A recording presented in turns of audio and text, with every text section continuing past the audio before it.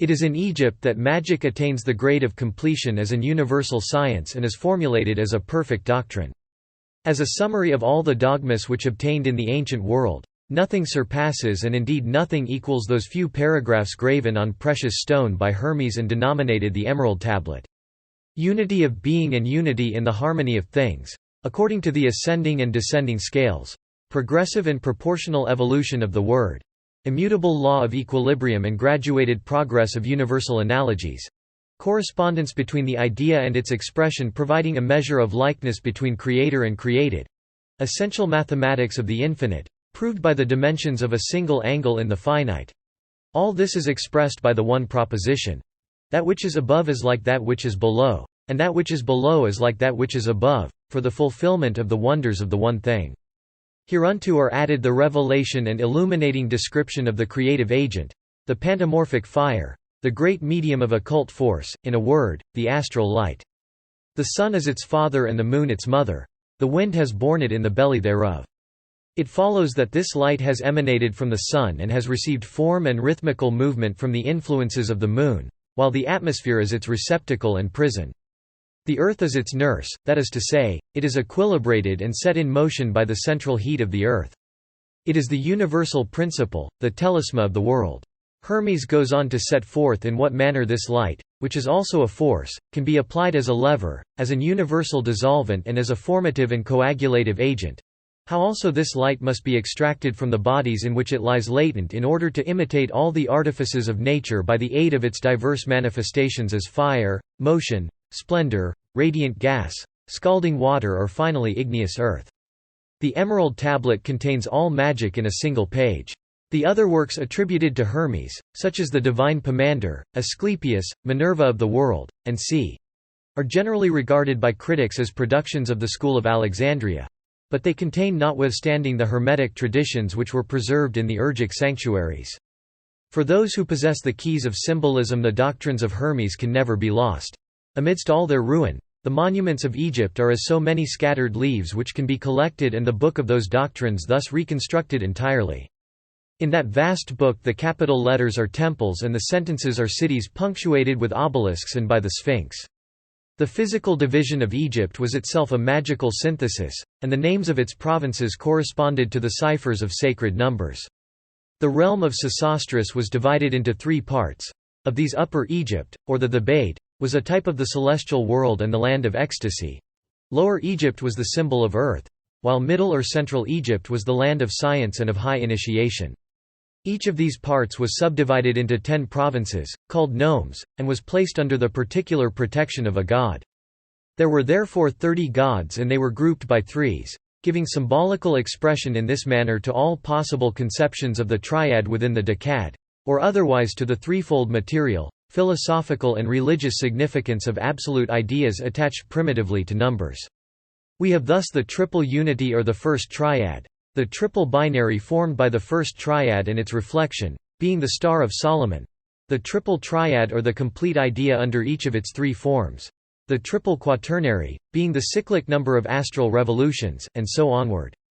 The geography of Egypt under Sesostris is therefore a pantical or symbolical summary of the entire magical dogma originating with Zoroaster and rediscovered or formulated more precisely by Hermes.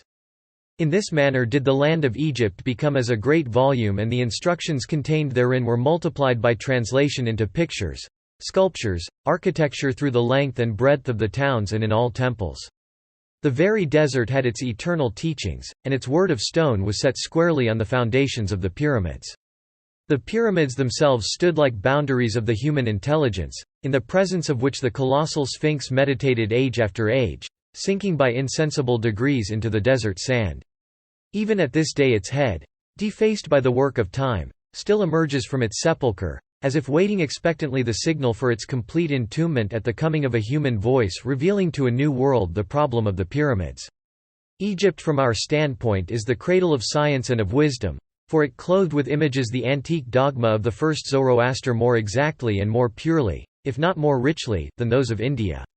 The sacerdotal art and the royal art made adepts by initiation in Egypt, and such initiation was not restricted within the egotistic limits of caste.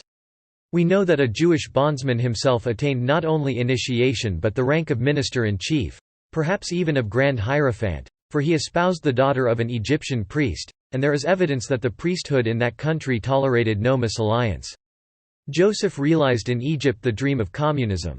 He established the priesthood and the state as sole proprietors and thus sole arbiters of labor and wealth. In this way he abolished distress and turned the whole of Egypt into a patriarchal family. It is a matter of common knowledge that his elevation was due to skill in the interpretation of dreams, a science which even devout Christians now refuse to credit, though they recognize that the Bible, which narrates the wonderful divinations of Joseph, is the word of the Holy Spirit. The science of Joseph was none other than a comprehension of the natural analogies which subsist between ideas and images, or between the word and its symbols. He knew that the soul, when immersed by sleep in the astral light, perceives the reflections of its most secret thoughts and even of its presentiments. He knew further that the art of translating the hieroglyphics of sleep is the key of universal lucidity, seeing that all intelligent beings have revelations in dreams. The basis of absolute hieroglyphical science was an alphabet in which deities were represented by letters, letters represented ideas, ideas were convertible into numbers, and numbers were perfect signs. This hieroglyphical alphabet was the great secret which Moses enshrined in his Kabbalah.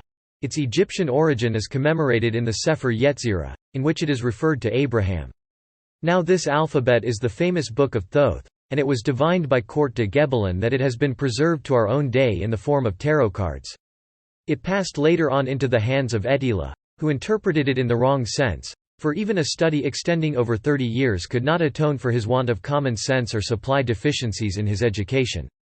The record exists still among the drift and waste of Egyptian monuments, and its most curious, most complete key is found in the great work on Egypt by Athanasius Kircher. It is the copy of an Isiac tablet which belonged to the celebrated Cardinal Bembo. The tablet in question is of copper with figures in enamel, and it has been unfortunately lost. The copy supplied by Kircher is, however, exact. The learned Jesuit divined that it contained the hieroglyphic key of sacred alphabets, though he was unable to develop the explanation. It is divided into 3 equal compartments. Above are the 12 houses of heaven and below are the corresponding distributions of labor throughout the year, while in the middle place are 21 sacred signs answering to the letters of the alphabet. In the midst of all is a seated figure of the pantomorphic Iynx, emblem of universal being and corresponding as such to the Hebrew Yod, or to that unique letter from which all other letters were formed. The Iynx is encircled by the Ephite triad, answering to the 3 mother letters of the Egyptian and Hebrew alphabets. On the right are the Ibomorphic and Serapion triads, on the left are those of Nephthys and Hecate, representing active and passive, fixed and volatile, fructifying fire and generating water. Each pair of triads in conjunction with the center produces a septenary, and a septenary is contained in the center. The 3 septenaries furnish the absolute number of the 3 worlds, as well as the complete number of primitive letters, to which a complementary sign is added, like 0 to the 9 numerals. The 10 numbers and the 22 letters are termed in Kabbalism the 32 paths of wisdom, and their philosophical description is the subject of that venerated primeval book known as the Sefer Yetzirah, the text of which will be found in the collection of Pistorius and elsewhere. The alphabet of Thoth is the original of our tarot only in an indirect manner, seeing that the latter is of Jewish origin in the extant copies and that its pictures are not older than the reign of Charles VII. The cards of Jacquemin Gringonor are the first tarots of which we have any knowledge, but they reproduce symbols belonging to the highest antiquity. The game in its modern form was an experiment on the part of astrologers to restore the king, who has been mentioned, to reason.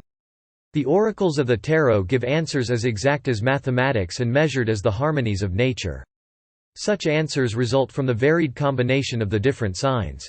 But it requires a considerable exercise of reason to make use of an instrument belonging to reason and to science. The poor king, in his childish condition, saw only the playthings of an infant in the artist's pictures, and he turned the mysterious Kabbalistic alphabet into a game of cards. We are told by Moses that the Israelites carried away the sacred vessels of the Egyptians when they came out of the land of bondage. The account is allegorical, for the great prophet would scarcely have encouraged his people in an act of theft. The sacred vessels in question were the mysteries of Egyptian knowledge, acquired by Moses himself at the court of Pharaoh.